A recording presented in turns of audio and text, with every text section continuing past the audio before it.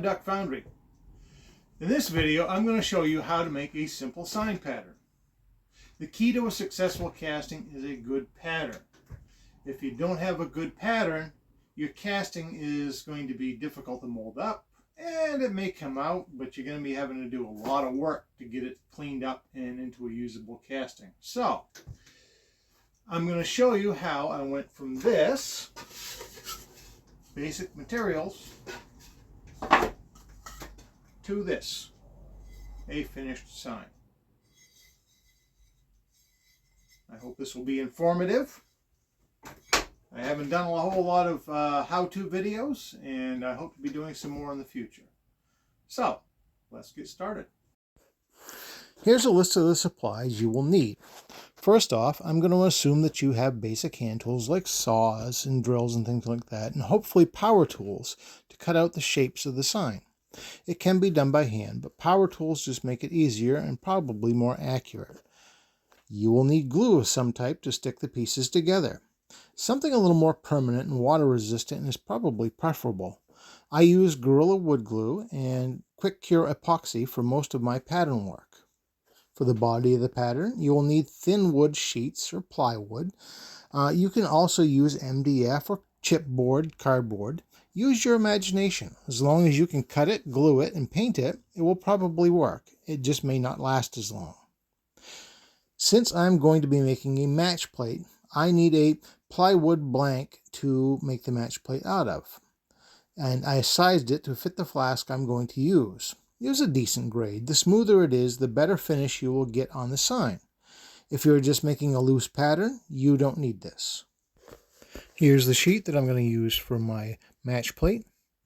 It's about a 1/2 inch thick, and it's sanded smooth on both sides. Exterior grade plywood is a little bit better. And last on our list, you need to have a plan for your sign or a basic shape or something, or you can do what I did, and you can find yourself a template to use. What is a template? Template is just an outline that you can use to trace the shape of your sign with. Very simple. I found one at the dollar store. It's one of their signs that you can get, and you can, paint as a craft project or something like that. It just happened to be in the shape and the size of the oval that I needed to make this sign with. Very easy. So I got that. It cost me all of $1.25. And here it is. I found this, like I said, at a dollar store. Craft stores are another good place to find these things. Look in their woodcrafts aisle, and they usually have different various and assorted shapes that you can use. And I've already cut out the template part that I'm going to use, and this is what's left over. And you can use this for another sign if you need to. And the design I'm going to do is going to have a border. That's why I cut it out. It's very easy to lay out a border. You take a compass or a pair of dividers and set it so that the scriber is a little shorter than the pointer leg. And you set the size you need and hold it perpendicular to the edge. Run the pointer along the edge and go around and mark your border. Simple, reasonably accurate. And there you go. You can now use this template as your border, but you will need to sand draft into it. What is draft? It's the angle on the edge of a pattern that allows you to pull it from a mold and not disturb the edges of the cavity in the sand. There's 3 ways to do that: sand it in, cut it in, or mold it in. I've found that cutting it in the first place is more effective. This is also why I build these simple patterns in layers. I mark the top layer and cut the interior out with the correct draft. Sand and perfect this inner feature now. It's a lot easier to do than after it's assembled. This part here is going to be the top layer, and I'm marking off the waist on the inside, and I'll take it in and cut this on my bandsaw. Here it is all cut out, and I have sanded the interior angles on this to make sure that the draft is correct and to perfect it a little bit. At this point, I'm going to glue the top layer to the base layer. Now, make sure you have your draft going in the right direction. Nothing is more annoying than getting to the end of the project and finding out that you've glued it down incorrectly. So, and I've sped this up a little bit because nothing is more boring than watching somebody spread glue. You spread the glue out. It helps to clamp or weight them together on a flat surface like the top of a table saw or something like that. I happen to have a cutout from a granite countertop that is really great for doing this.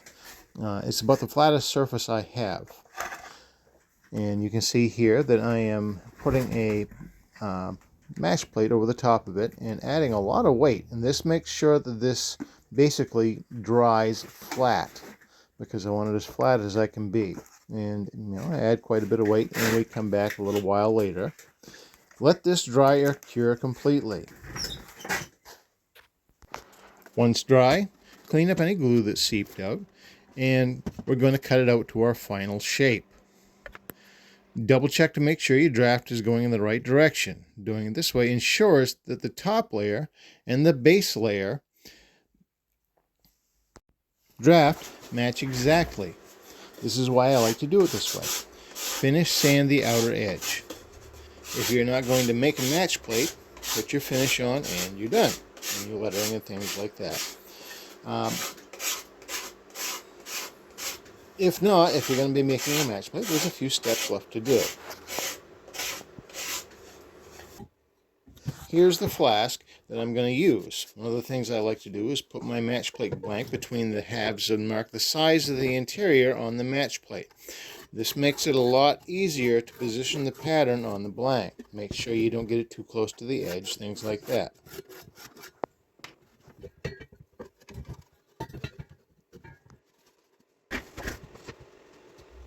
And now on to laying out our match plate. I'm not going to tell you how to gate your molds. That's a black art form with certain rules in and of itself, and we don't have time for it in a simple video like this. There are a lot of references out there to find. Take a minute, lay out the position of your pattern and your gating. Try to keep your pattern away from the edge of your flask. If you don't have at least a ½ inch or so of space on the edge between the pattern and the flask, for a small mold, you risk having blowouts or collapsed molds. Apply the glue of your choice. Smash it down, clean off the excess glue, and again, clamp and weight this down. Wait till it cures or dries. Check for excess glue that's seeped out, clean it up, and then apply the finish of your choice. For small molds like these, I tend to just use rattle can spray paint from a big box store. But for appearance's sake on this video, and to show the layering, I chose to use polyurethane.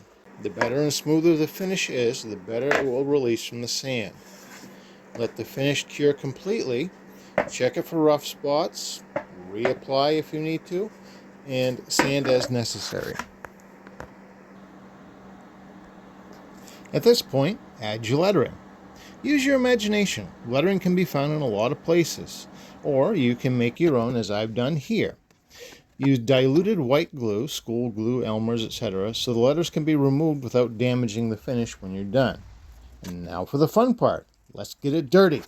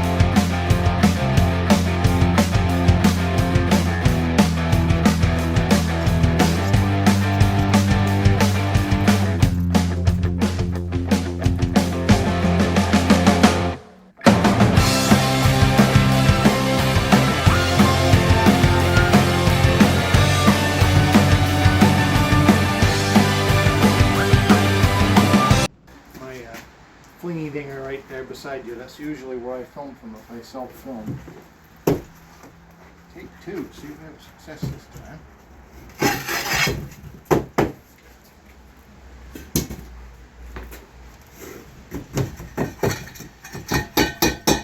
I'm not rooting around with my pliers.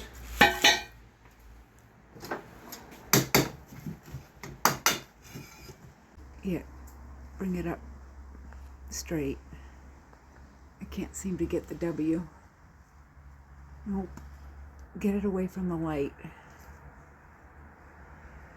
There we go. Very good. And now it's time to show you the results. I now have 4 new patterns for signs. And I forget what the total is now, but I think it's over 30 patterns that I have for different types of signs. So, let's see how we did. The first one, and this is the one you saw me doing, and the one I showed initially on the video. This is a whistle post sign. And these are ostensibly early 20th century Maine 2-foot scale or 2-foot gauge railroad signs, ostensibly. I'm not going off a particular prototype. This is what somebody got in touch with me and wanted me to make for them. And here's the other one. And the last one.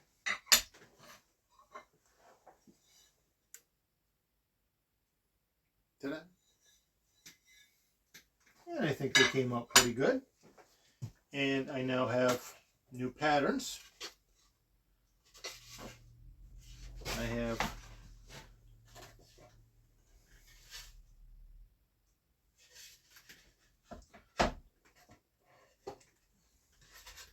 new patterns to show. And the original pattern with the lettering taken off of it. And this is good for other things. I'm probably going to cast some of these blank for my wife Gail to use for her painting. She does wonderful floral painting. And occasionally we combine forces, and I cast her some aluminum sign blanks, and she paints on them, and we make welcome signs out of them, and they go very well. But yeah, that's how you make a simple sign pattern. And I hope this was instructive and informative. I hope everybody has a great day, and thank you very much.